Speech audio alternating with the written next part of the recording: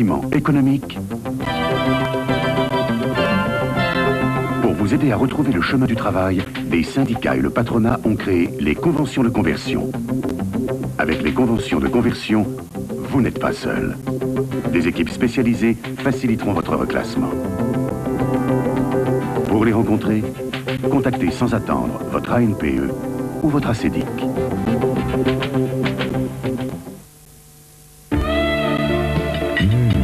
Superbe. C'est de la langouste de Cuba. Tu aimes? C'est folle, j'adore. Merci. Des soupers en amoureux qui commencent par de la langouste de Cuba. Ça te fait plutôt rêver? Toi et la langouste de Cuba, je vous aime.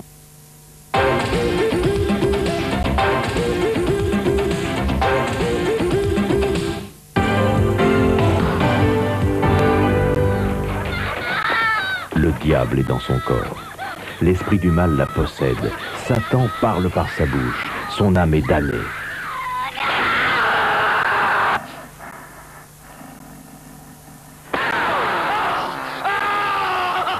Les médecins s'avouent vaincus, les psychiatres renoncent. Madame McNeil. Qui t'a précipité des hauteurs du ciel dans les profondeurs de l'enfer, créature du Seigneur. Amen. Ordonne par le juge suprême, le pouvoir du Christ t'oblige. Oh, moi. Qui sauvera cette petite fille de l'emprise du démon? L'Exorciste, jeudi 20h30 sur la 3.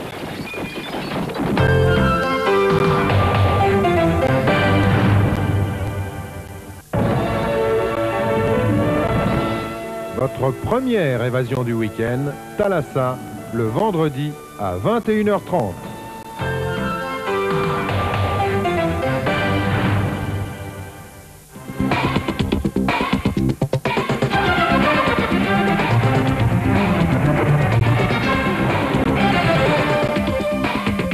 Soir 3, Jacqueline Alexandre. Union, maître mot des journées parlementaires de l'UDF à Nice où Jacques Chirac et Raymond Barre se sont serrés la main. François Léotard à l'heure de vérité sur Antenne 2, le Parti républicain n'a pas encore choisi s'il soutiendra Raymond Barre ou Jacques Chirac. L'essentiel pour le moment, c'est la réussite de l'action du gouvernement. Drogue, une journée record, plus d'1,5 tonne de cannabis saisi à Boulogne-sur-Mer, 21 kilos de cocaïne à Liverpool. Invité de Soir 3, le grand photographe Helmut Newton, il vient de publier en France son dernier livre, Portrait.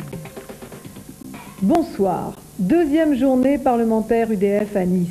La visite de Jacques Chirac était particulièrement attendue aujourd'hui puisqu'il devait s'exprimer en présence de Raymond Barre. La rencontre entre les deux hommes a été conviviale. La volonté déclarée était à l'union. Éric Pierrot. Poignée de main ostensible de Jacques Chirac et de Raymond Barre.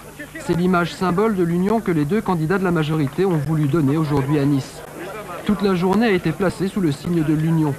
Après avoir dressé le bilan de son action depuis 18 mois, un véritable changement de société, a-t-il dit, le Premier ministre a rappelé la proposition qu'il avait faite à Bordeaux la semaine dernière. Au soir du premier tour, le candidat battu devra soutenir sans réserve celui qui défendra les couleurs de la majorité au deuxième tour.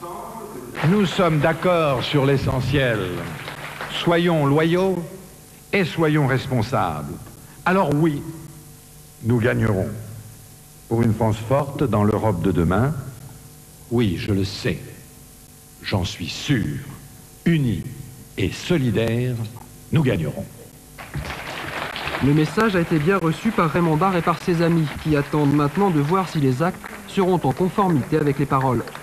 Ce qu'il a dit de la règle du jeu, avant, pendant l'élection, est tout à fait conforme à ce que nous souhaitons tous, je crois.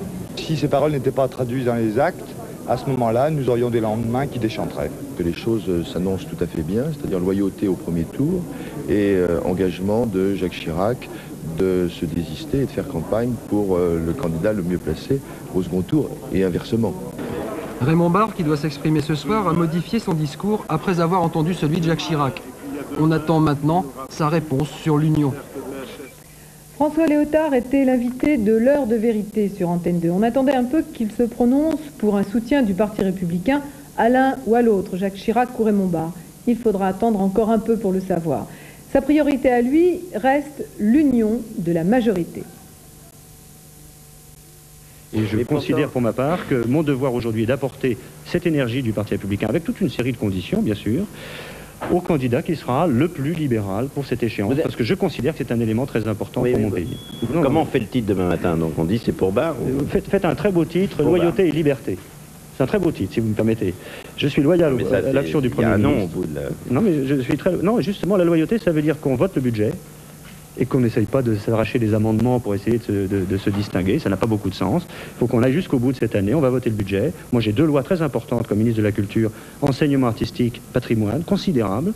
J'ai à contribuer au succès du gouvernement. C'est comme dans le Tour de France, si on réussit à passer le col, succès du gouvernement, on a l'élection au bout du compte. On arrive en tête aux Champs-Élysées. Bon, ben ça passe par le succès du gouvernement, la bataille du 2e tour. Moi, je veux faire réussir ce gouvernement. Et puis, janvier 88, d'ailleurs c'est ce qu'a dit l'UDF, eh bien, on se prononcera pour l'un ou l'autre des candidats. Je ne suis ni barriste ni chiracien. Moi, je suis comptable des décisions du Parti républicain.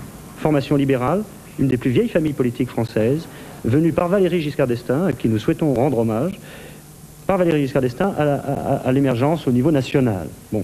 Eh bien, nous ferons notre débat interne, nous regarderons les projets des uns et des autres, nous affirmerons surtout ce que nous avons à dire, et puis on verra lequel se rapproche le plus de ce que nous avons à dire. À propos de M. Le Pen, François Léotard a eu une position très nette. Ses propos sur le génocide des Juifs sont odieux et infâmes. Le président du Parti républicain demande d'ores et déjà aux maires PR de ne pas accorder leur signature pour soutenir la candidature de M. Le Pen aux élections présidentielles.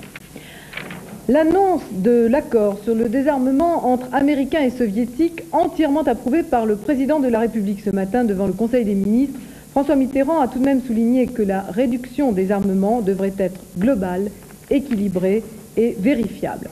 De son côté, le ministre des Affaires étrangères, Jean-Bernard Raymond, a souligné à l'ONU que désarmement n'était pas nécessairement synonyme de sécurité pour les Européens. À l'ONU, on a aussi largement évoqué la guerre du Golfe au lendemain du discours menaçant du président iranien. Les Occidentaux prônent la fermeté, c'est le cas de la France. C'est le cas aussi de la Grande-Bretagne, qui vient de fermer le bureau d'armement iranien à Londres. En revanche, la position des Chinois et des Soviétiques est beaucoup plus floue, comme le montrent les propos que vient de tenir M. Shevardnadze, ministre des Affaires étrangères soviétique. Joël Hazard. Le discours du chef de la diplomatie soviétique était le plus attendu après celui du